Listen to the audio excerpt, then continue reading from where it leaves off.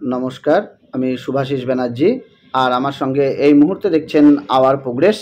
আজকে আমরা আলোচনা করব যে বিষয়টি, সেটি হলো রেকর্ড ও দলিলধারী ব্যক্তি না দখলধারী ব্যক্তি আপনার আইনগতভাবে কার দাবিটা জোরালো, এই বিষয়টা আলোচনা করব।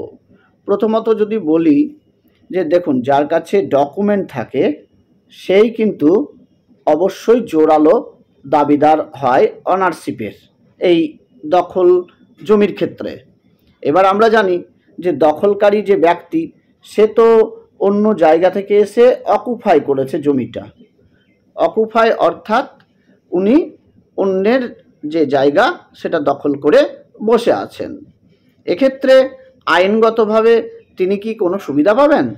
প্রথমত বলে রাখি, আইনে যে সংস্থান রয়েছে তাতে কিন্তু যার কাগজ রয়েছে, যার সমস্ত কিছু ঠিক রয়েছে, তাকেই কিন্তু আসল মালিক বলা হয়। যেমন কাগজ বলতে এখানে ডিড, দলিলটা দরকার হবে।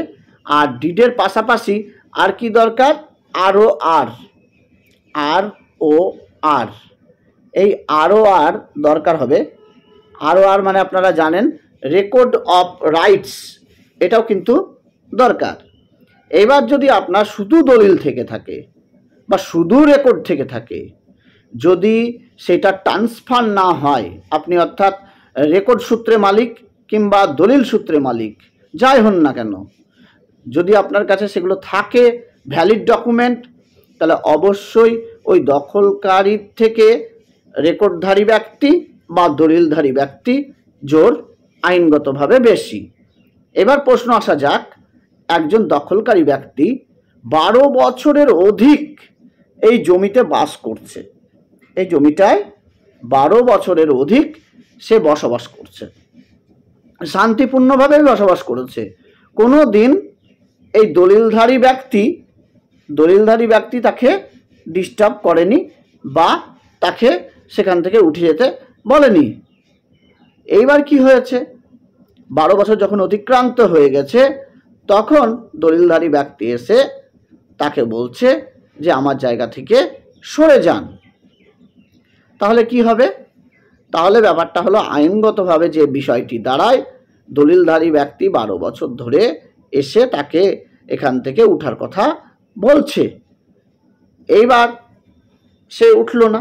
দলিলধারী ব্যক্তি যদি ফোর্সফুলি তাকে তোলার চেষ্টা করে, তাহলে কিন্তু আমরা যে অ্যাডভার্স পসেশন বা প্রতিকূল দখল আইন রয়েছে, সেটা কিন্তু ফেভারেবল হবে দখলকারীর ক্ষেত্রে। সেক্ষেত্রে দলিলধারী ব্যক্তি তার যতই দলিল থাক, সে যেহেতু একটা ভুল কাজ করে ফেলেছে। ভুল কাজটা কি? যে আইনের সাহায্য না নিয়ে সে ফোর্সফুলি অর্থাৎ জোরপূর্বক ওই যিনি 12 বছরের অধিক শান্তিপূর্ণভাবে বাস করছিলেন তাকে উনি ওখান থেকে উচ্ছেদ করেছেন। এই জন্য কিন্তু এই যে দলিলধারী ব্যক্তি বা রেকর্ডধারী ব্যক্তি যিনি রয়েছেন, আসল অনার যিনি রয়েছেন, আসল মালিক যিনি রয়েছেন, তার এখানটা ডিসঅ্যাডভান্টেজ এই বিষয়টা। আর দখলকারীর পক্ষে সত্য জন্মিয়ে গেল। সত্য কেন জন্মালো? কেন অধিকার জন্মালো? তার কারণ সে 12 বছর শান্তিপূর্ণ বাস করেছে, তারপরে তাকে ফোর্সফুলি তোলা হয়েছে, অর্থাৎ জোরপূর্বক তোলা হয়েছে। এই জন্য কিন্তু আইনের সংস্থান রয়েছে, তার একটা সত্য বা অধিকার জন্মে গেছে ওই জায়গাতে। এইটা কিন্তু ভুল হয়েছে দলিলধারী ব্যক্তির ক্ষেত্রে, জায়গাটা রিকভার করার ক্ষেত্রে। এক্ষেত্রে যেটা রিকভার প্রসেস ছিল, 12 বছর হোক, 40 বছর হোক, 50 বছর হোক, সে বাস করছিল, ঠিক আছে বাস করছে, তাকে একটা আইনি নোটিশ পাঠানো দরকার ছিল। এই আইনের নোটিশে বলা হতো যে এই জায়গাটি আমার, আপনাকে 15 দিন বা উইদিন 45 ডেজের মধ্যে জায়গাটা খালি করতে হবে। এইটা ছিল ফার্স্ট কাজ দলিলধারী ব্যক্তি বা রেকর্ডধারী ব্যক্তির, যে তাকে আইনগতভাবে নোটিশ পাঠানো।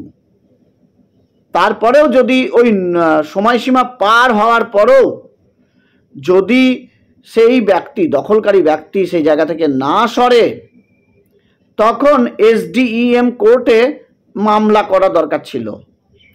SDEM কোর্টে যখন মামলা হবে, তখন প্রাথমিকভাবে যেটা দেখা হবে যে ওই জায়গার দলিল বা রেকর্ড কার নামে রয়েছে এটা অ্যাট ফার্স্ট দেখা হবে। সেখানে আগে নিশ্চিত মানে হবে কোর্ট যে ওই জায়গাটির আসল দাবিদার যার নামে কাগজপত্র রয়েছে ঠিক আছে কিনা তার দাবিটা, সেটা প্রথম দেখা হবে। যদি তার দাবি ঠিক থাকে, তার কাগজ ভ্যালিড থাকে, তাহলে নেক্সট যেটা দেখা হবে ওই জমিতে যে বাস করছে সে কত বছর ধরে সেখানে বাস করছে, এই বিষয়টা নেক্সট দেখা হবে। তারপরে যে জিনিসটা দেখা হবে যে তাকে ফোর্সফুলি তোলার চেষ্টা করা হয়েছে কিনা।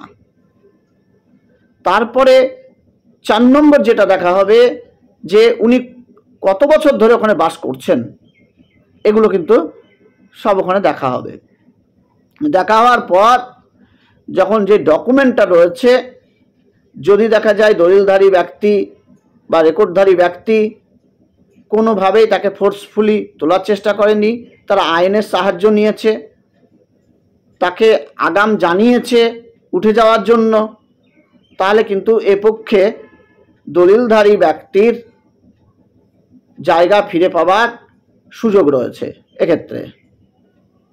আর যদি ওই ছোট্ট ভুলটা যদি করে ফেলে, উচ্ছেদের চেষ্টা করে, মানে উচ্ছেদ করতে পারলো না কিন্তু উচ্ছেদের চেষ্টা করেছে, এবার এইটা যদি প্রমাণ করতে পারে দখলকারী যে আমাকে উচ্ছেদের চেষ্টা করা হয়েছিল, আমাকে এরকম হুমকি দেওয়া হয়েছিল, কিন্তু মুখের কথায় কোনো দাম নেই, এগুলো ডকুমেন্টারি আকারে দেখাতে হবে, সে ভিডিওগ্রাফি হোক বা অডিও রেকর্ডিং হোক, এইগুলো কিন্তু তাকে ডকুমেন্টারি আকারে করতে হবে। এটা ডকুমেন্টারি কিভাবে করবে? ধরুন দখলকারী ভিডিওগ্রাফি করে রেখেছে যে উত্তপ্ত বাক্য বিনিময় হয়েছে আসল মালিকের সাথে এবং সে তাকে হুমকি দিয়েছে, কিংবা সে তাকে তুলতে এসেছিল, উচ্ছেদ করতে এসেছিল, এইগুলো যদি ভিডিওগ্রাফি করে এবং সেটা একটা A4 সাইজ পেপারের ওপরে প্রিন্ট আকারে ওই ভিডিওতে যা যা দেখা যাচ্ছে, যে যা কথোপকথন বলছে, দখলকারী যা বলছে, মালিক যা বলছে, ওই ভিডিওতে যা যা সংলাপ হয়েছে সেইগুলো আপনার প্রিন্টেড করতে হবে, ওই A4 সাইজে লিখতে হবে, এ অমুক বলল, যেমন স্ক্রিপ্ট হয় স্ক্রিপ্টের মতন লিখতে হবে, এইটা ডকুমেন্টারি আকারে। তারপরে এটাকে আপনার ওই ভিডিওটা যে ভিডিওগ্রাফি হয়েছে বা অডিও যেটা হয়েছে সেই দুটো নিয়ে গিয়ে ফার্স্ট ক্লাস যে জাজ রয়েছেন ওনার কাছে ওই প্রমাণ দেখিয়ে এই ডকুমেন্টারিটাকে আপনার সিগনেচার করিয়ে ভ্যালিড করিয়ে নিতে হবে। তারপরে সেটাকে গিয়ে কোর্টে প্রুভ করতে হবে দখলকারীকে। দখলকারী যদি এটা প্রুভ করতে পারে তাহলে কিন্তু এটা ডিসঅ্যাডভান্টেজ হবে আসল মালিকের ক্ষেত্রে, সেটা রেকর্ডধারী হোক বা অন্য কেউ হোক। আজকে আমরা বিষয়টা বিশেষ করে প্রমাণের উপর বিষয়টা কথা বলছি এক্ষেত্রে। আর যদি আপনার জমি দখল হয়ে থাকে, আপনি আসল মালিক, 50 বছর হয়ে গেল বা 40 বছর হলো বা 30 বছর হলো, ঘাবড়ানোর কোনো প্রয়োজন নেই। প্রথমেই আইনি নোটিশ পাঠান, যেটা আমি ভিডিওতে এক্ষুনি বললাম, আইনি নোটিশ পাঠান দখলকারীকে। তারপরে নেক্সট যে আইনের স্টেপগুলো রয়েছে সেইগুলো ফলো করুন। তার আগে বলবো, এই আইনের স্টেপ যাওয়ার আগে বা আইনি নোটিশ পাঠানোর আগে আপনি ডাইরেক্ট গিয়ে একবার বলুন মৌখিকভাবে, তাতে যদি কাজ না হয় একটা সালিশি সভা ডাকুন, যাতে পাড়া প্রতিবেশী যারা রয়েছে ওই জায়গার আশেপাশে এবং ওই জায়গার যারা মোড়ল বলতে পারেন এক কথায়, যাদের গণ্যমান্য ব্যক্তি তাদেরকে ডাকুন, সেই সালিশি সভায় একটা মিটিং করার চেষ্টা করুন এবং তাতে প্রমাণ রাখবেন যে আপনি সালিশি সভা ডেকেছিলেন একটা লিখিত আকারে, সেটাও প্রমাণ রাখবেন। তো তারপরে এই নেক্সট স্টেপগুলো করবেন, আইনি নোটিশ, তারপরে SDM কোর্ট, তারপরে আপনার সিভিল কোর্ট, দেওয়ানি কোর্ট, এইগুলো করবেন, তারপরে হাইকোর্ট। যাই হোক, আমি যে প্রসেসগুলো বললাম এই প্রসেসে চলবেন, তাহলে আসল মালিকের ক্ষতি হবে না। আর যদি আপনারা গায়ের জোরে কিছু করতে যান তাহলে কিন্তু আপনাদের ক্ষতি হতে পারে। যাই হোক, ধন্যবাদ ভিডিওটি দেখার জন্য। আমি শুভাশিস ব্যানার্জি আজকের মতো বিদায় নিচ্ছি, আবার পরবর্তী ভিডিওতে খুব শীঘ্রই দেখা হবে।